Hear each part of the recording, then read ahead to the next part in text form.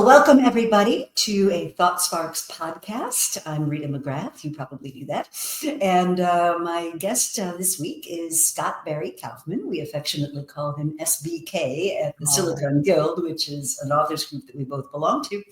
And I'm thrilled to have a conversation with him, and I'm sure that we will get into his brand new book, which is called Rise Above. Note branding. And the book is subtitled Overcome a Victim Mindset, Empower Yourself, and Realize Your Full Potential. And it's a really science-based take on how you can, really take charge of your own mental well-being and, exert your own agency in the world. So, SBK, welcome.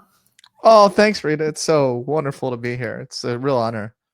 Yeah, I'm thrilled. And I just learned that you're going to be working at my alma mater, Barnard College. Yeah, that's right. Yeah, full-time starting in the fall. That's fabulous. What do you teach there? I created a course I've been teaching since 2018 there called The Science of Living Well, which is a large lecture course that Columbia students walk on over across the hall to attend as well as Barnard students. But I also will be teaching the full gamut of social psychology, personality psychology, introduction to psychology. They're going to keep me busy. I bet they are. Are. Yeah. Well, with mental well-being being so much in the headlines these days, I couldn't think of a more appropriate thing to be doing with your time. I think that's great. I agree with that. I think this is the age where a lot of these students are struggling for an identity, struggling to figure out where do they belong in this world, and dealing with the great uncertainty of the universe. Yes, and I know a lot of the students that I come in touch with. It seems like all the rules that they sort of have been taught are now up for grabs, right? Will those entry-level positions we used to take as interns even exist in a couple of years? And those kinds of really existential questions. Yeah, I get asked that question a lot. What do I think? Where are people going to find their meaning when their jobs are taken away? It's I think for certain jobs, yeah, that is a real concern, and for other jobs, I don't think it's as big of an immediate concern. I'm not sure if philosophers will be out of a job, although they never were really in a job anyway. That's true. So let's talk about Rise Above, your most recent book, and you've written a whole bunch of others. But what prompted you to get interested in this subject of people creating these victim narratives? Well, my whole life, I've been fascinated with human potential and why do people. Let me phrase it this way. All the ways that we don't recognize the higher potential in people and how people themselves don't see the higher potential in themselves. This has been something that's fascinated me. I was in special ed as a kid for an auditory disability that I had, and it really perplexed me why me and my friends in special ed were treated as though we had no potential for anything in life, just because we had one aspect of ourselves that was challenging. And so my interest started very early in this regard. And this latest book is really a natural continuation of a whole series of books and research projects I've been doing to see what are the things that hold us back from realizing our full potential. My first book for general audience, Ungifted, was about intelligence and all the ways that the way we perceive of and conceive of people's intelligences and how we measure intelligence. That's a real inhibitor of self-actualization. But this latest book tackles a mindset that I see pervasive everywhere in our society, and it breaks my heart because I think that people are really blocking themselves by having this victim mindset. One half of my book are all the ways that we're a victim to ourselves psychologically and we're holding ourselves back, and then part 2 of the book is really all the ways we can empower ourselves. So I will make clear that I'm just as interested in the self-empowerment part as I am in the identifying the victim mindset part. Yeah.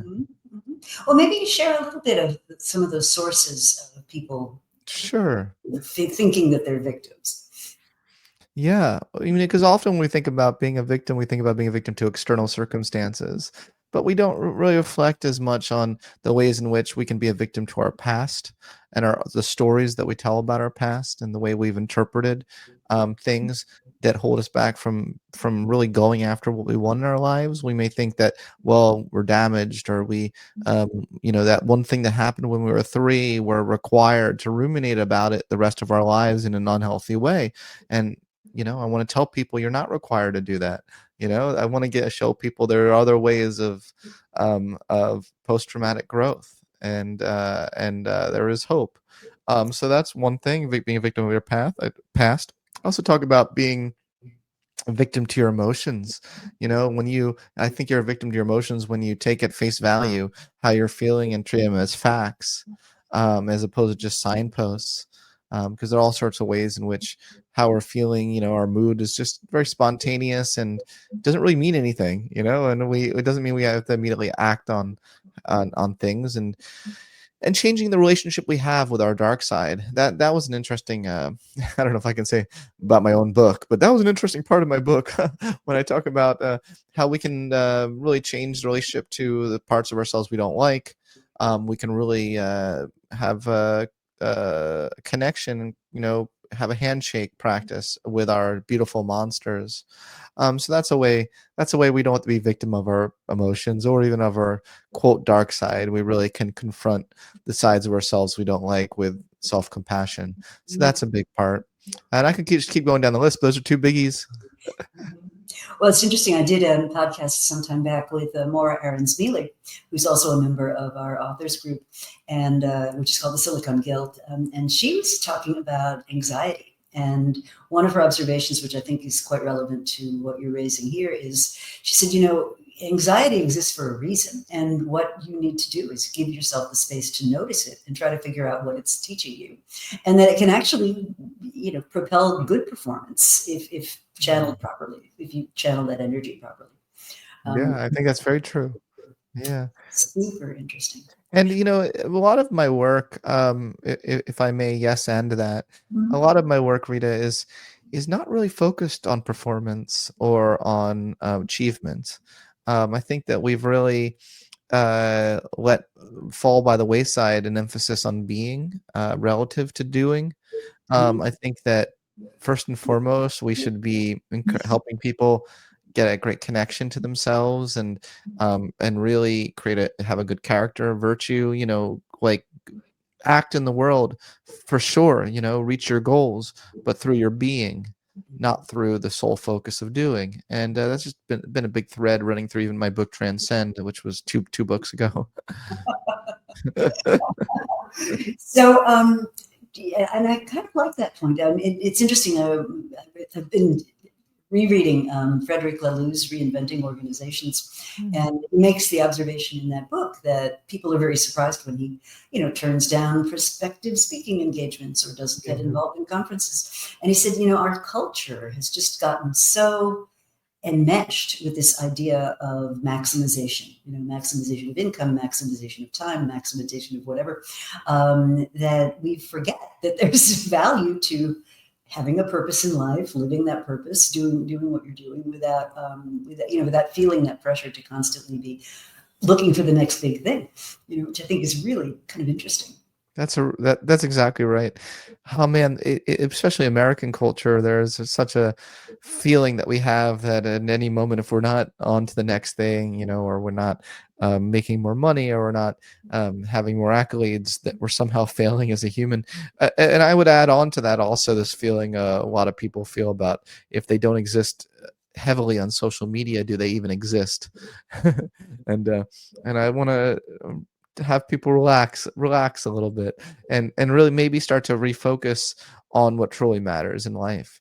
Because my goal, I mean, there are other people's that is their goal, and that's fine, to help high performers, but that's not my specific goal. My specific goal is to really help people live a life where they get to the end of their life and they say, "Wow, I've really lived a life well lived."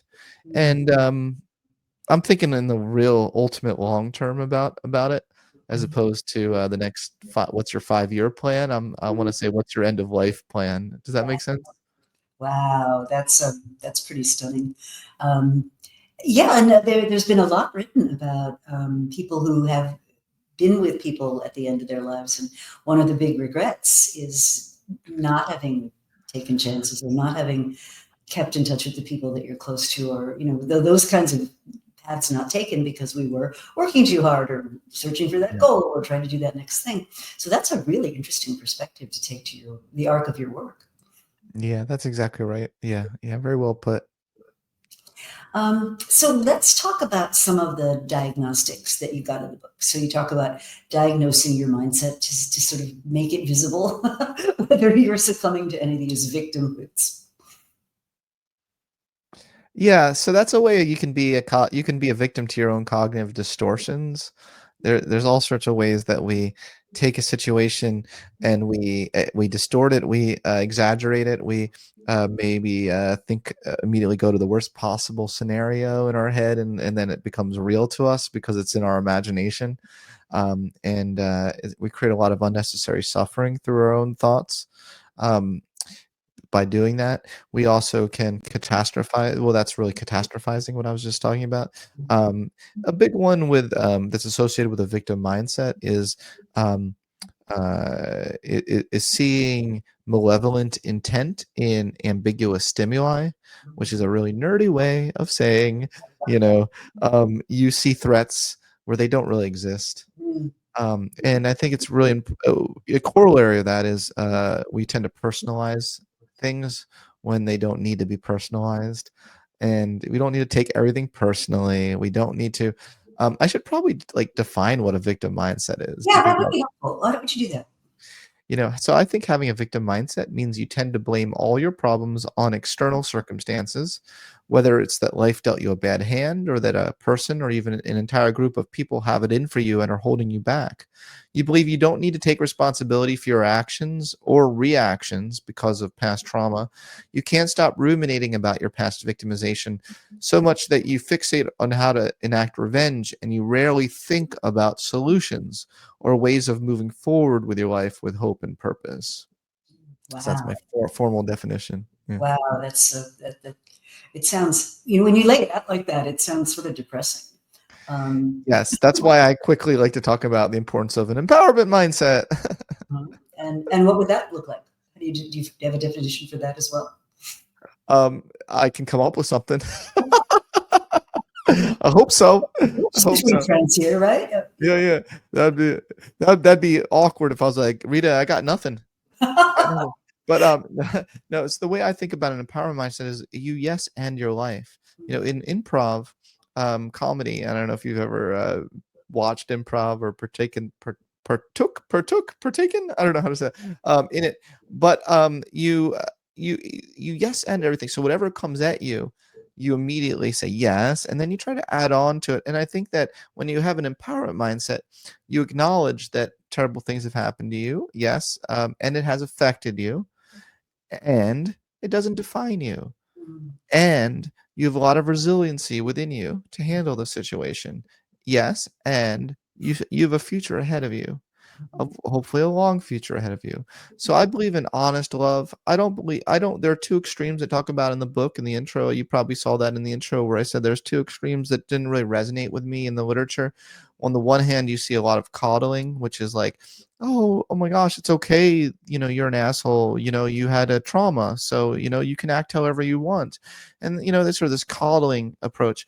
But then on the extreme other end, you see a lot of the pick yourself up by the bootstraps sort of model, which totally ignores context, it ignores systems, and that didn't really resonate with me either. I find both people annoying on both sides. So I wanted to create a different kind of vibe called honest love, where you really take at face value and you validate someone's real fellow experience. I think that's what love is. Even if it's very different than your own experience, even if you don't like or you want to judge them, you suspend your judgment and you say, wow, that must have been really hard for you. Wow, I can't possibly imagine what it'd be like for something like that to happen, but I'm going to try to be there with you and help you. And to me, that's love. But then you're also honest about the higher potential you see for them. And I think that that's the yes end part of the empowerment mindset. You validate, but you also are committed to helping them see the higher potential for themselves and their ability to overcome. And it's a combination I don't see that much in our society anymore. And we sometimes just stop with the coddling or the pick her up by the bootstraps. But I want to offer a different way forward. Yeah, I like that. I mean, I think we do get a lot of.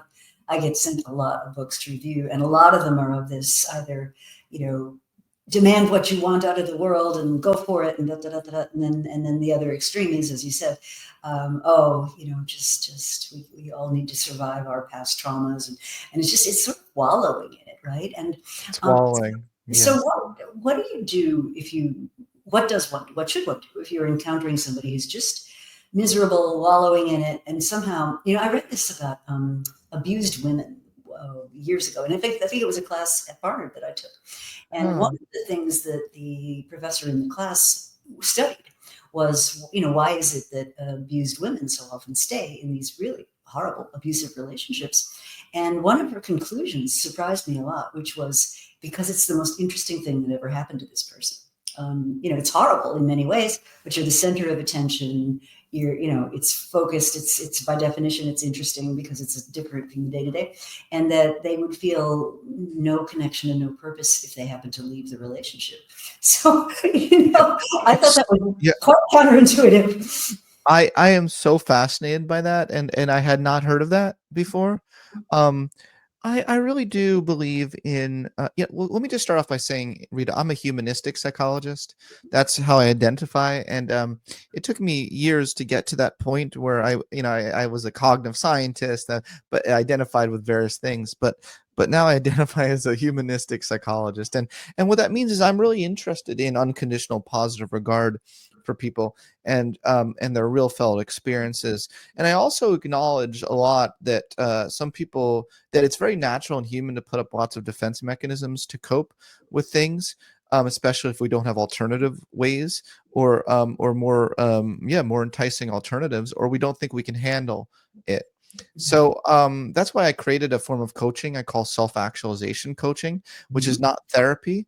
There's trauma-informed therapy if you want to go every week and talk about that one thing that happened to you when you were 3 for the rest of your life. You can do that and talk about that every week with your trauma-informed therapist. But I'm really into coaching that is very future-oriented. And for that person who says that, first of all, I would not judge them at all. And a good therapist shouldn't judge either. What I would do is ask a whole series of powerful coaching questions um, to help them with their own insights. I don't think we're in the business of telling people how to live their lives. I think people need to figure out what works best for them.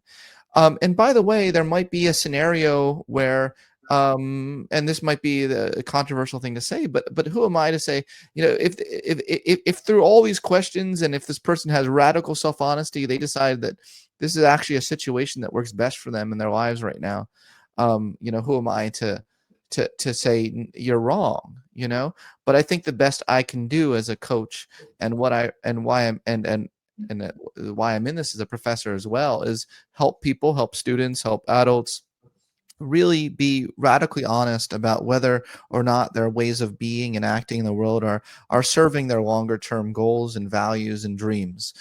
To what extent are you really erecting defenses that are holding you back from what you really want out of your life? So I would really ask a whole series of questions, over a course of many sessions, but things like, what do you really want out of your life? I want to know, what do you want out of your life? Um in what ways is this serving you, this situation you're in what ways is this holding you back from connecting with the most alive, creative, unique centers of your being, you know and so I would just try to unpack all that. But I'm not in the business of judging people. I'm not in the business of shaming people. I really hope that when people read my book Rise Above, they feel like it's a very shame-free zone. That's wonderful. So, for those of you who are just joining us, my guest this week is Scott Barry Kaufman, and I have with me his wonderful book, just recently published, called Rise Above, color coded, color matching, and he's sort of sharing with us why this idea of a victim mindset can be so limiting. Really, I guess is the phrase. Limiting. It's a great way of putting it, Rita. Really great way of putting it.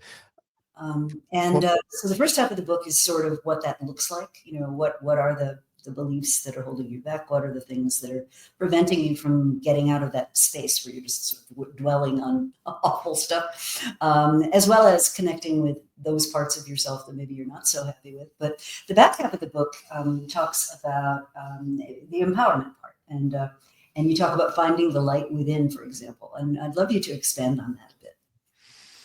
Yeah. Once we get out of the dark side of the first half of the book, we really talk about the light side of Is this where we people. put the popcorn on now? What'd you say? Is this where we put the popcorn on now? Yes, correct. In the second half of the book, I really want people to find the parts of themselves that are not broken, and I want people to recognize that there are parts of themselves that aren't broken. I think a lot of people who have gone through terrible things have legitimately, been traumatized by things.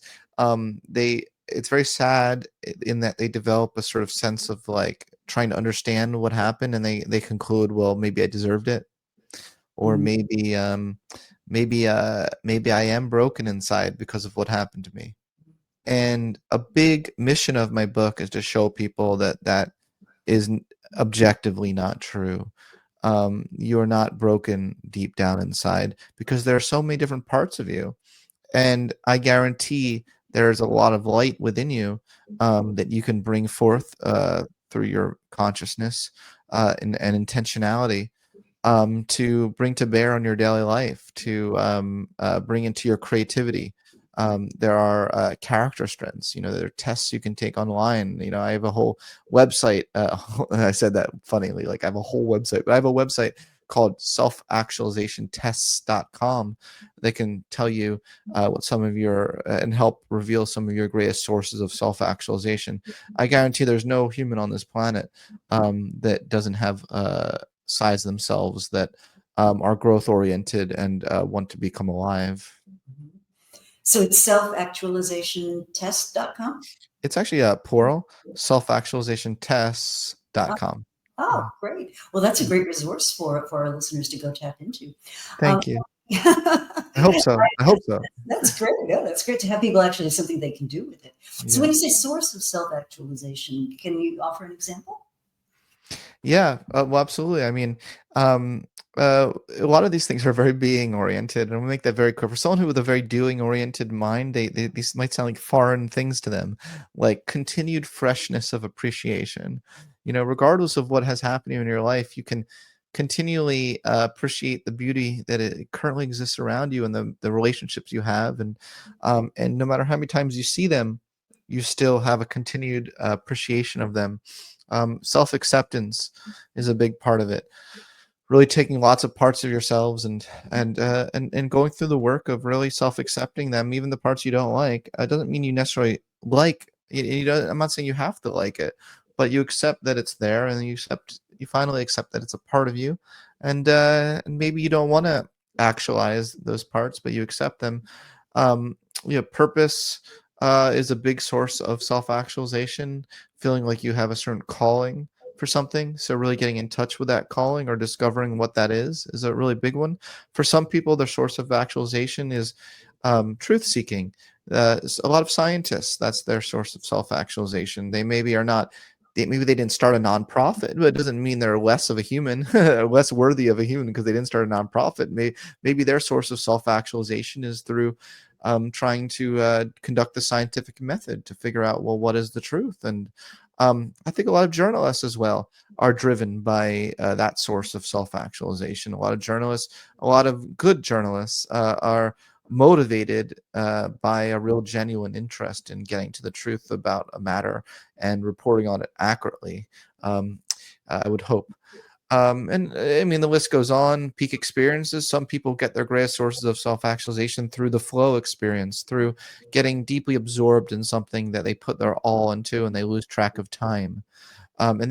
And for most of us, we mix and match multiple of these. You don't have to just pick one. In fact, if you take this test, it gives you your top three. Oh, lovely. Yeah. And is that where you would start? So let's say somebody's wallowing and they're kind of just stuck. Would you through coaching or through questioning, would you try to get them connected to these kinds of experiences that could lift them up? Yes, but I also feel like it's important to meet people where they are. I think that there would be a process first where I would want to know more about, let me put it this way: let people wallow sometimes. I'm not a fan of rushing wallowing. We don't need to. There's no time or there's no expiration date on growth. And so we don't have to feel when we're in a helper position.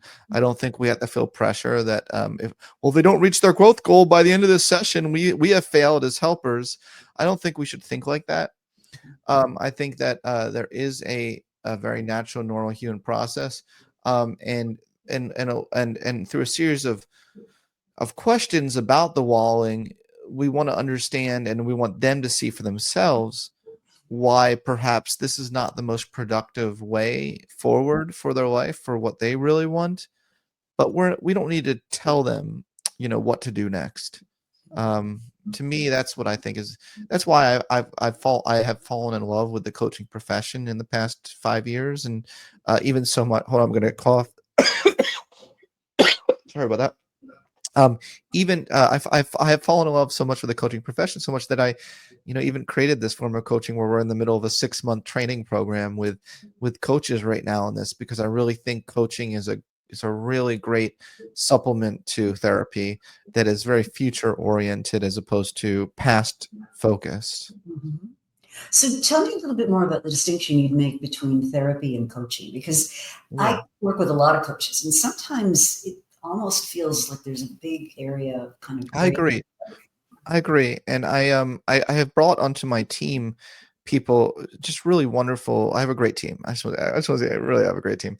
And someone I brought on, Joshua Steinfeld, is an expert on ethics, because we wanted to really make sure that we separated the two. And I consulted with him a lot about this. And I think one way of putting it is the way I just put it, that therapy is very focused on the past, and coaching is really focused on your future. But a real key distinction is that as a coach, you're not in the business of diagnosing any disorders. So that's Mhm. very clear. You're not evaluation focused. And I think that is a really big difference. A lot of therapists are trained and spend a large amount of their cognition during a session taking notes so that they can discover what it is that is quote wrong with the person, or or what is their mental disorder, especially psychiatrists. That's how the training is, right? You study the DSM. You are constantly scanning for, oh, is that borderline that I'm seeing? Is that border? And as a coach, you're not in the business of doing that. That's not where your cognitions are preoccupied during a coaching session. Where you are focused on is curiosity, pure curiosity, pure um, um, uh, transformation. Coaches are really in the process of transformation, in my view, not healing. Does that make sense? Mhm. I'm just making a note to myself. So that sort of future focus, that giving people Yeah, hope to get from where they are to where they would yeah, like to be. Yeah. yeah. Um, Turning a what into a butterfly, a caterpillar into a butterfly. mhm, Yeah, mhm. Interesting.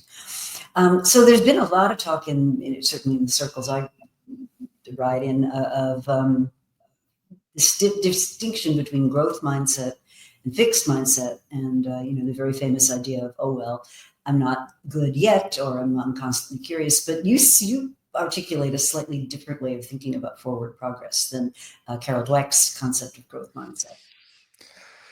well, I would like the empowerment mindset to be the new growth mindset. I wouldn't mind 1/4 of her success for coming up with that. And uh, I think that in my coaching program, we emphasize that we're more about um, growth motivation than we are about growth mindset. Okay. And I can unpack what I mean by that. Growth, when you're motivated by growth, you're motivated as more as a whole person. Like, you want to grow as a whole person and want to learn and discover the full depths of your being. To me, that's better than just blindly adopting a growth mindset at all times, because I think we can have a growth mindset for things that aren't right for us. I think that a lot of Carol Dweck's research, which is incredible, and she's a wonderful, wonderful scientist, has been applied in schools um, for achievement purposes. So I would say the large majority of the scientific research on growth mindset, if you actually look in the psychological literature, is about achievement. It's about how to use a growth mindset to achieve better on standardized tests, to get better GPA. Mm-hmm. And Get better at I, math. sorry, what do you say, Rita? Talking about people getting better at math. So maybe let's just take a minute, because some of our listeners may not be familiar with this. So what Carol Dweck did, and her original, which I was reading when I was doing my dissertation, was on learned helplessness, which I thought was an interesting bridge that she then made to growth mindset. So learned helplessness is this idea that if you've been conditioned by continuous failures, that you're not good at something, that eventually you give up trying. And they started it with dogs, and then translated into some of the work on kids and some of the work in schools. And so Dweck kind of came to draw this distinction between what she calls a fixed mindset, which is I have a certain level of performance at something that it comes to me naturally, and I can't really change that performance level, versus the growth mindset, which, as you said, she argues, is okay, well, maybe I'm not good at that yet, but I want to get better, and so I'm going to make more of an effort, and so forth. And you're saying there's something even beyond that. Yes, I mean, the way that the growth mindset items are phrased, if you look, they're really all about in your belief about your own intelligence, and whether you're or the word she sometimes interchangeably uses the word ability. My abilities can grow, my intelligence can learn and grow.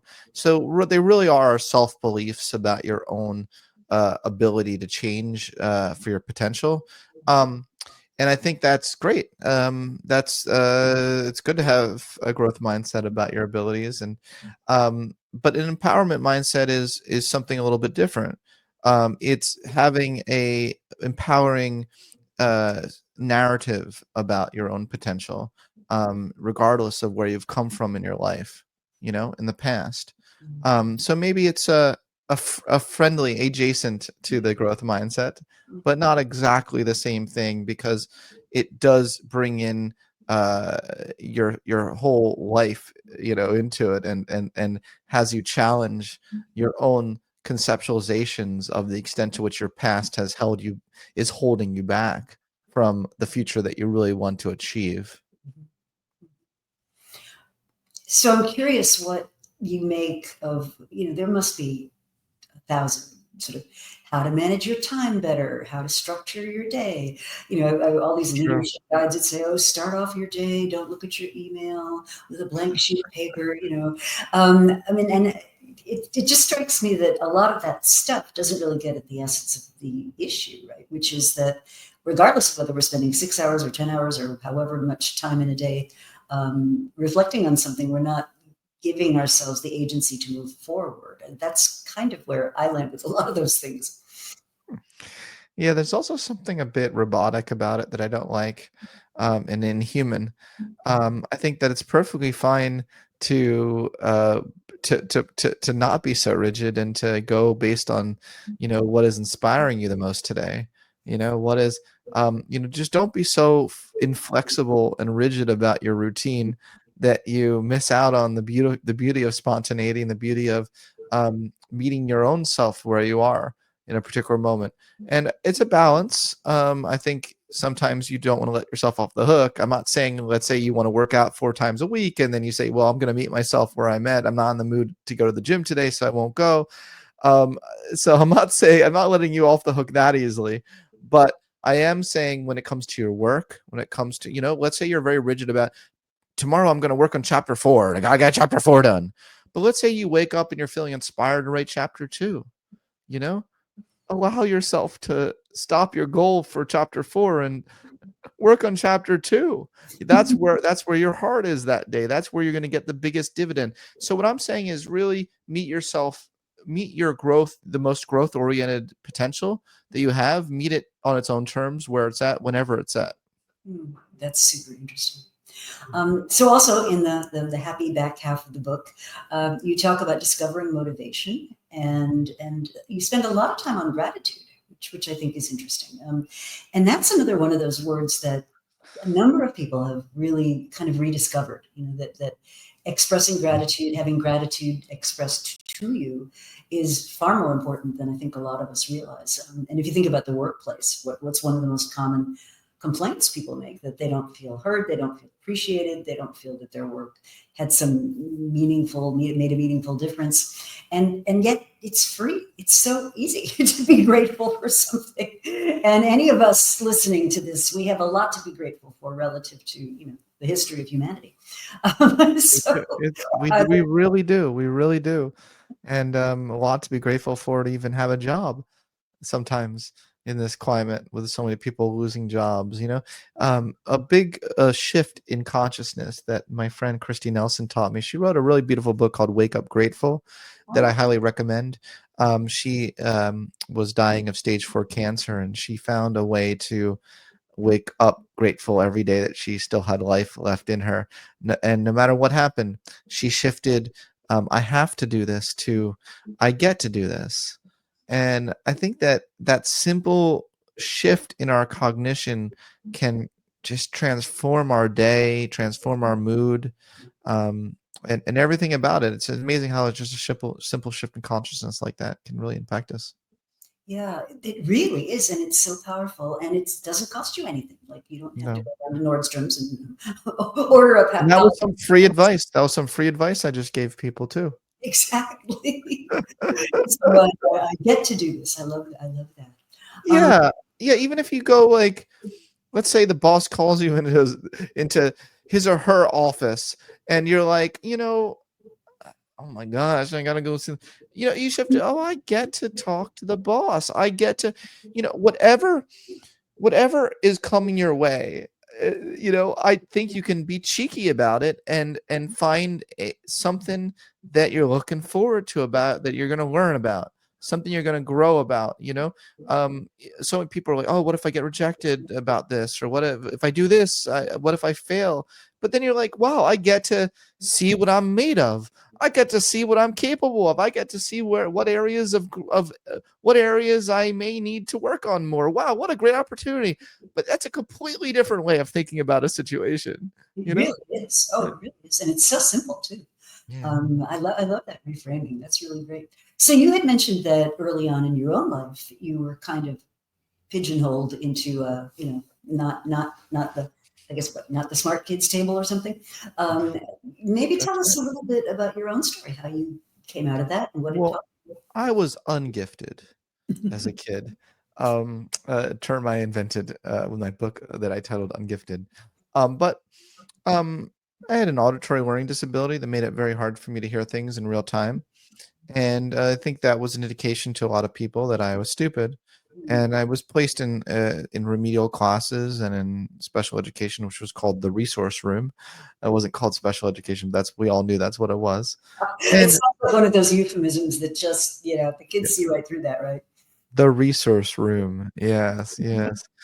And it's funny. I met one of my lifelong best friends in the resource room. Both of us, are flourishing. I mean, he's doing incredible. He just wrote a book that just came out. And I think both of us wondered why. You're just looking around. Why just because kids have a disability? Why are we all treated like we're stupid? Mhm. And I had a teacher, a special education teacher, who I had never seen before. She never saw me before, but she came in. She was covering for the regular teacher, and she took me aside after class, and she said, why are you still here? Uh, she kind of sensed my frustration. I think I was being cheeky about having to take an untimed test. I said I had the rest of my life to take this test, so what does it matter? I didn't want to be remedial anymore. Um, I really wanted to show people what I was capable of, and so I really changed my own thinking in my head to, why are we here? Why am I here?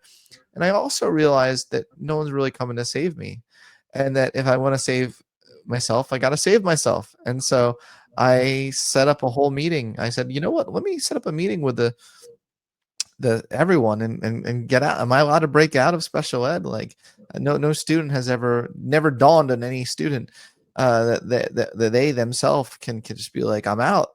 So I tested that water, and they let me out on on a trial basis, which showed their confidence in me. But that was a joke. But that aside, they're like, "You're coming right back if you fail." But I mean, boy, did I show them, right? I mean, I got a PhD from Yale, so that's not so bad.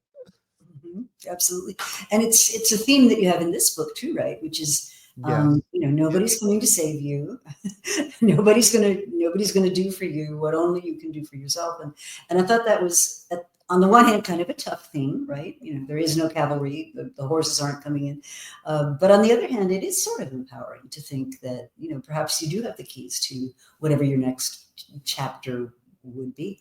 So how did the other kids react when you kind of got back into the mainstream?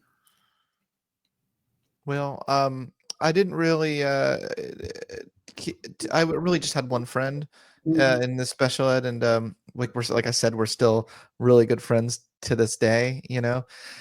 So we still remain friends. But I made a whole new set of friends, and my whole life changed. I just constantly pushed myself to see what I was capable of. I went one layer to the next layer to the layer. I was like, how high can this go? Like I had no idea that I was capable of even being college bound. So I was like, well, I'm gonna be cheeky here, and I'm gonna apply to college. Colleges. I mean, I wasn't supposed to even be smart enough. My IQ wasn't supposed to be high enough to even consider college. So at every step of the way, I also put in I put in the work, Rita. You Mhm. know, I don't think that I'm, an intellectual genius, but I really worked so hard to still get the same outcome as my maybe more naturally gifted friends had to put in. Like even when I got to Carnegie Mellon and I eventually transferred to psychology because I didn't get into psychology originally, but I got in through opera, my opera talent. So I once I got in through my singing talent, I transferred into psychology, and that felt cheeky because I had been rejected from the psychology department in high school when I applied there. But here I am. I'm already in, so they don't really question these things. They're like, sure, yeah, of course, whatever. You're a major in psychology, not a big deal, Like, but I didn't tell them you all rejected me already. And then once I got in to psychology, I haven't really looked back since then, and especially when I discovered there's a whole field of human intelligence that really captivated me. But I Mhm. really worked. I mean, I would come home from my classes and just study 4 or 5 hours. I just spent all my time studying. I was so driven, Rita, so driven to prove. Who was I proving it to? I'm not quite sure at the end of the day. Maybe to myself that I was that I wasn't an imposter, that I really belonged there. I think when someone's been rejected enough times, you start to feel like an imposter, you know. But yeah, I really wanted to prove something. Yeah, and I did, but it took a lot of work. It wasn't easy. It doesn't sound it. It doesn't sound. Yeah. And did your family, did your parents play a role in any of They this? did. Look, Mhm. my parents have had unconditional love for me my whole life. We found a little note that my mom had written to my third grade teacher. I was first grade or third grade teacher. Don't quote me on what grade, one of those grades. And she said, "My Scotty is so creative and intelligent, and no one's is seeing it. But I just want you to know that it's there." Um, but they listen at the end of the day, they listen to the experts. I think a lot of well-meaning parents, they listen to the experts, the expert recommendations. My mom really I have a very overprotective Jewish mother who always, wants the best, she wants things to be easy for me. Mhm. I think her desire to wanting things to be easy for me kept me in special ed longer than I wanted things to be easy for me. Mhm. Well, that's you raise a really interesting point, and John Haidt talks about this a lot too, which is that you know humans develop by trying stuff, and a lot of it won't work out the way that you expected. But the only way to really grow is by having things that are hard. And one of the things I think that we as parents perhaps do too much of is we're overprotective. We try to insulate our children from experiences that might be unpleasant. We try to prevent any and all risk, right, from having them. And as a consequence, we end up raising people that are not capable of really coping with challenge. And that's something I see a lot when I think about the That's right. college kids, for example, right? And John Haidt talks about this a lot, which is, what did he call them? The coveted generation, something like that. They've been protected Yeah. and not. Coddling of the American That's it. mind. That's what it is. The coddling of the American mind. And it sounds to me as though your story is something of a testament to facing an obstacle, Yeah. creating the sense within yourself that you have the ability to overcome it, and then putting in the work to go do that. Yeah, there's something about me that I really rise to the occasion whenever I have an underdog motivation. I feel like constantly in my life, like in the beginning, people don't see me in a certain way, and then I have to constantly prove it. I feel it even still, because I look young for a professor, and just even just walking on campus, people don't treat me like a professor. It's just I feel like just constantly I'm like, here we go again. I'm gonna have there's gonna be a point where they then realize what I'm really capable, who I really am, and then they start to treat me differently. Mhm. But just for once, I'd love for someone to just treat me like immediately, like who I am, you know. But that would be nice. That'd be nice. But that aside, I think I constantly have this underdog motivation that fuels me. Maybe not as much anymore as I did. For those of us just joining, I'm here with Scott Barry Kaufman, and we're talking, among other things, about his cool book, Rise, in which he has sort of a tough love message, right? It's a very loving message, but also kind of a disciplined one, which is, Honest there's love message. Honest honest love. honest love message, which is that, if you're going to help propel yourself forward, whatever that means for you, that the first place you're going to have to begin is with yourself. So Well put. Well yeah, put. yeah. So somebody stumbles across this book, local Barnes and Noble or whatever. What would tell you that this is really a book for them? What about their lives would say, wow, this could really be helpful to you?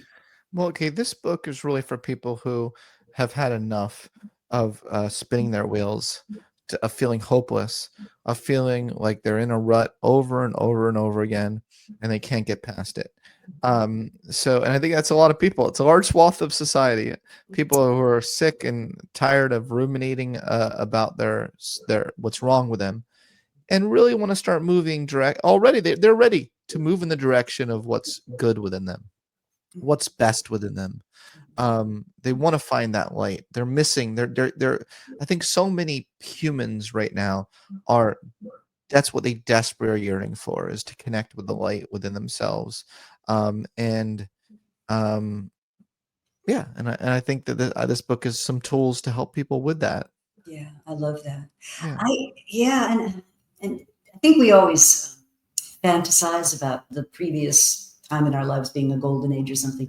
But I really do think there's a qualitative difference with what's going on now.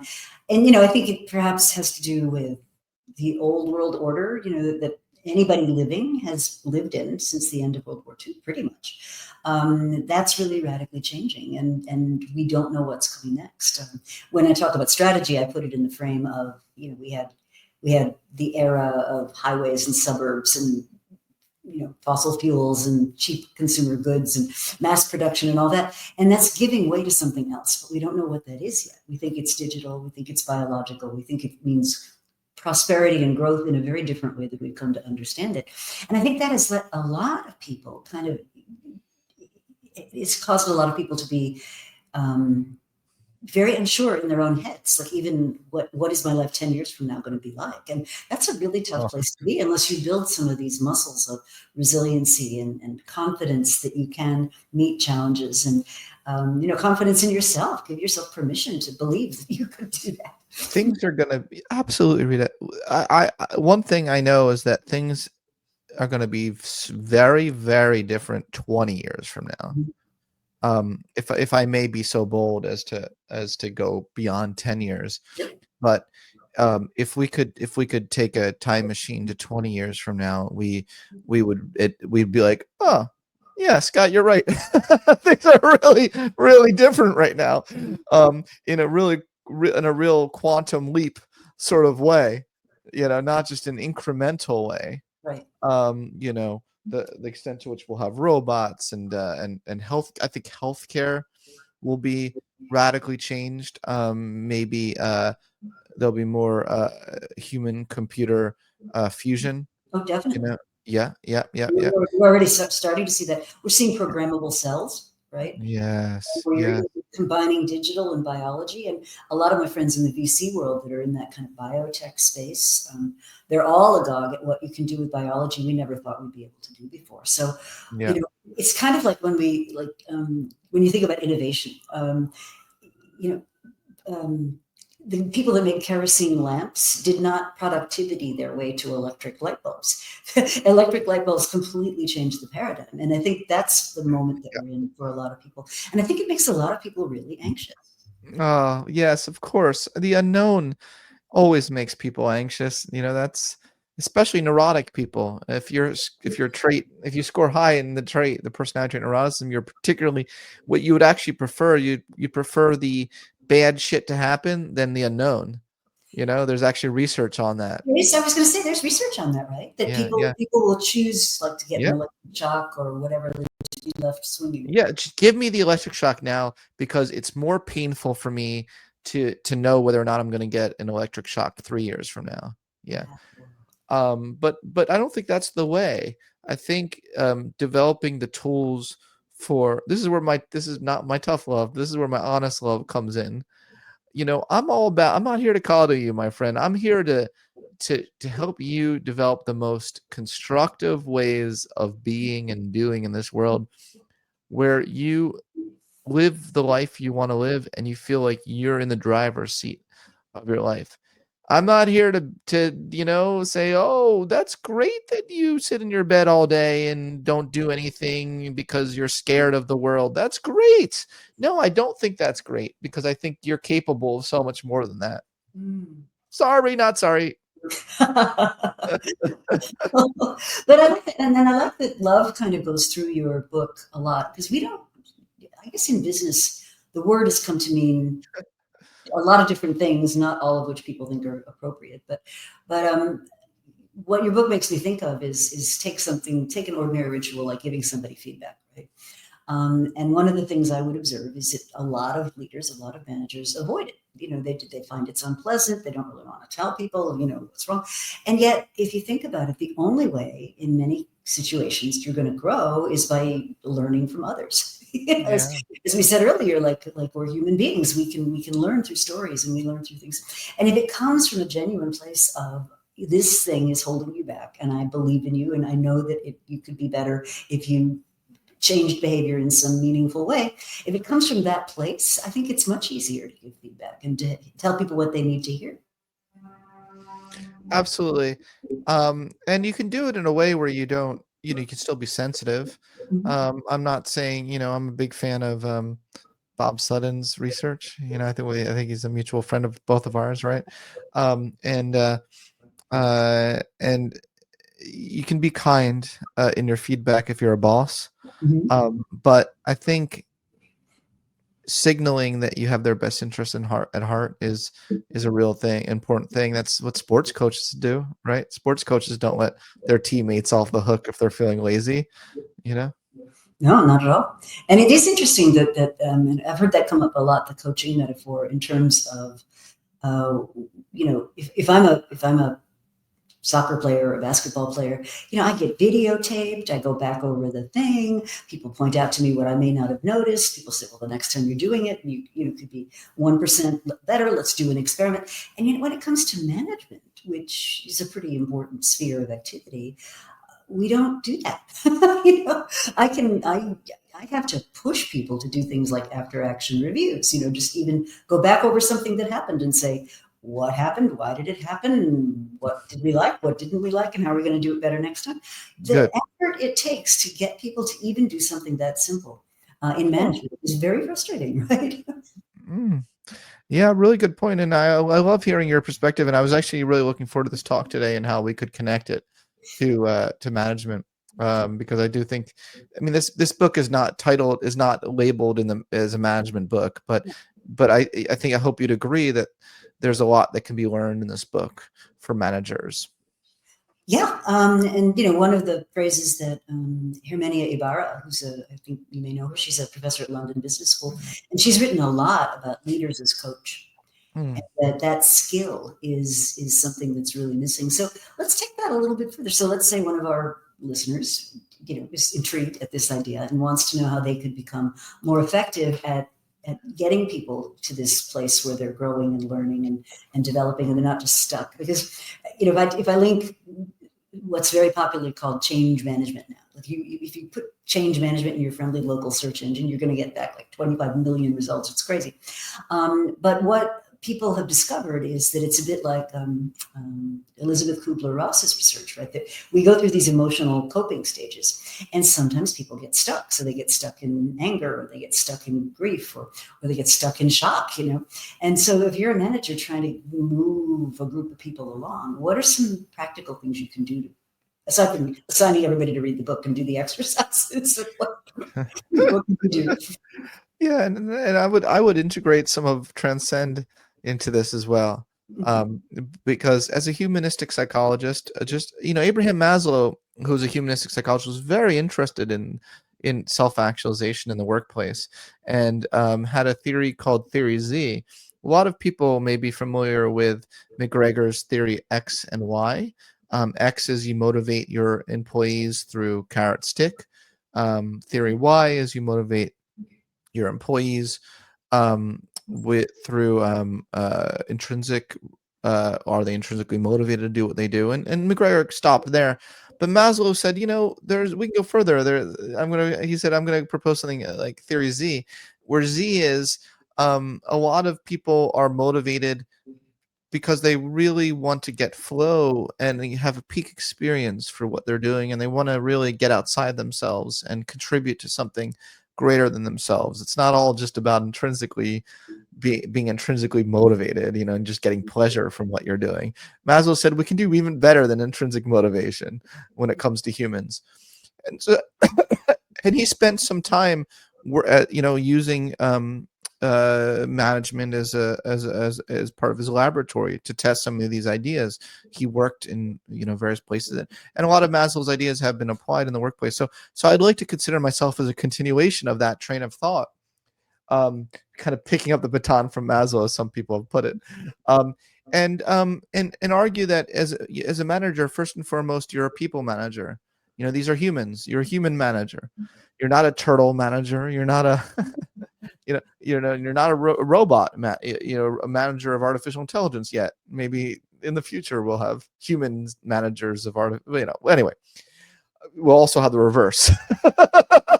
Artificial intelligence managers.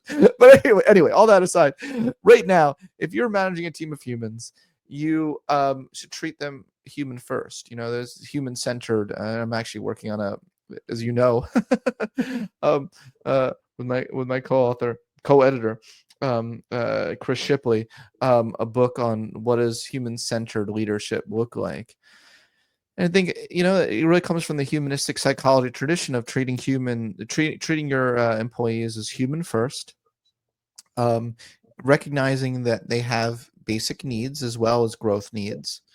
And that means not ignoring one or the other. Sometimes we focus too much on their safety and comfort that we ignore their growth needs, and then vice versa. We can focus so much on the bottom line and focus so much on reaching our goals and growing as a company that we ignore their needs for connection, their need for safety, and their need for healthy self-esteem, or feeling great pride in what they're doing in a healthy, authentic way. Not a hubristic pride, but a healthy form of pride.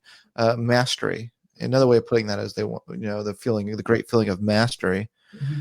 So really keeping in mind, the basic human needs, as well as the growth needs of your employees, are the need for exploration, or some people with self-determination theory, they would call it the need for autonomy. I also would add on to that need for purpose, or a need for feeling an identification between your own values and the values of the company, making sure there's a congruency there.